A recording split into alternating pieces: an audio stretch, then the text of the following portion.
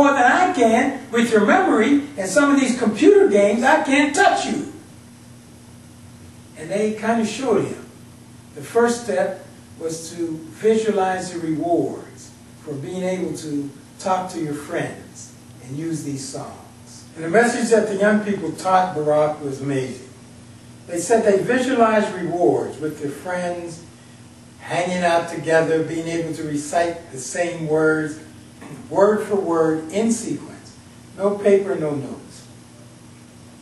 Secondly, they responded to a feeling of self-confidence. When they saw that Barack actually believed in them, while some of the teachers thought they were never going to amount to anything, they were going to end up in the penitentiary, Barack was saying, you can. That same mind that equipped you to learn every word in sequence can assist you and direct you to be a top student in math, in physics, and science.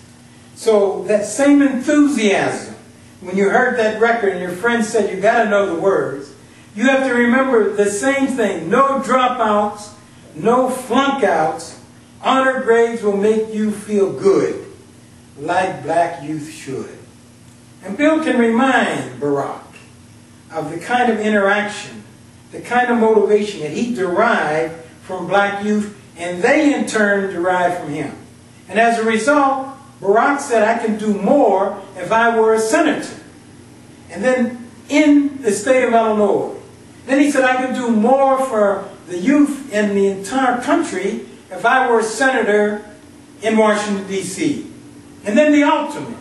He said, if I were president, not for the money, not for the prestige, but for what I would be able to do for America. But I'm not going to forget the ability that these young blacks showed me they had. Young whites do the same thing. So he becomes a spokesperson for building self-confidence, providing direction for the youth. And you see it in the campaign. People who have never voted before are now joining, saying, yes, we can. This is the moment.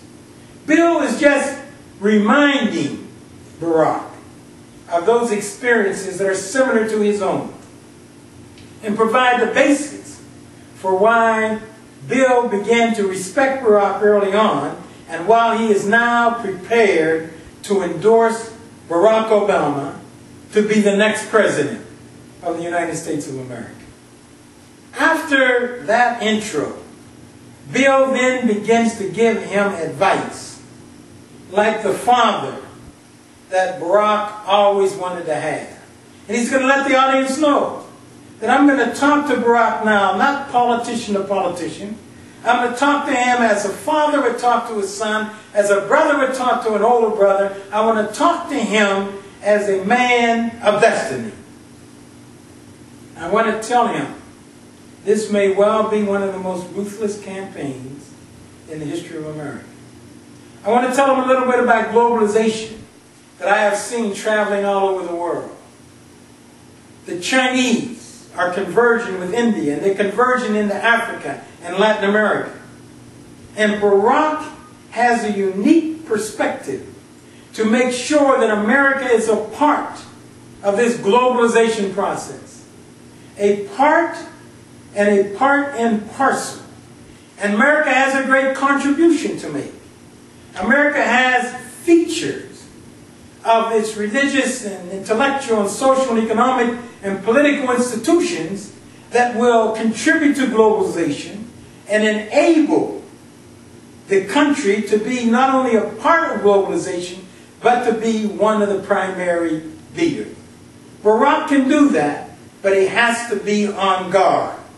On guard for what? Give me a minute and I'll tell you. Showing from his experiences in the White House for 8 years what happens in these campaigns. Everyone goes to church. Everyone says, I'm going to follow the will of God. Some people are racist. Even though they go to church every week and they pray to God and say, I want to follow you. And they forget for a second that God made all humans, all ethnic groups, and He didn't make them to be hated. Bill can remind Barack about gender discrimination and social discrimination, not always race. Some people didn't want Bill Clinton in the White House because he was born poor. That's class discrimination. So you can be race, you can be class. But Bill is going to show him what to expect in this campaign. The stakes are high. You have to draw on that strength that you borrowed from your father, even long distance. The strength from your mother, close and long distance. You have to be determined, but you have to level with the American people. Bill is telling Barack, you will be tempted sometime to go off on a tangent. People will tell you just little small lies. You have to make a decision that you are going to tell the American people just like it is. And you got to hold to that. If you trust them, they will trust you. If you hold on to them, they will hold on to you. The ugliness of the campaign, don't get mired in the mud. Bill is going to tell them sometimes there will be some lonely nights. Talk to your wife, a brilliant woman, a graduate from Harvard. Make that partnership live and your daughters. But you must seize that moment that you've been talking about. This is the moment, in fact. And because I know a little bit about the political process, and when those elusive moments of destiny occur on the horizon, I can tell you, Mr. Barack Obama, you are right, this is the moment. Now the question is, are you prepared to look the American people in the eye, red and yellow, black and white, and make a promise to them, whatever it takes, to make America a part of this destiny, a part of history? You are going to be that leader.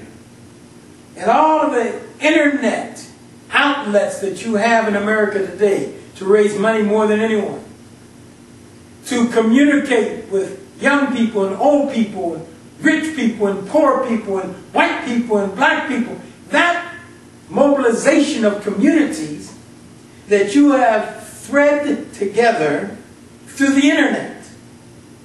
Don't stop it when you become president. Keep in touch with the people. They just want to know. Some of the media may criticize and they may be looking for scoops, but not the American people. Not those who are concerned about where they're going to get the next meal. Those who are concerned about employment. Those who are concerned about the economy. Those who are concerned about America's prestige and respect in the world. All they want is a leader who will be true, who will keep his word, who will fight for them in the AM and in the PM. And then Bill Clinton will hold hands, that old-time brotherhood handshake with Barack, and say, because I believe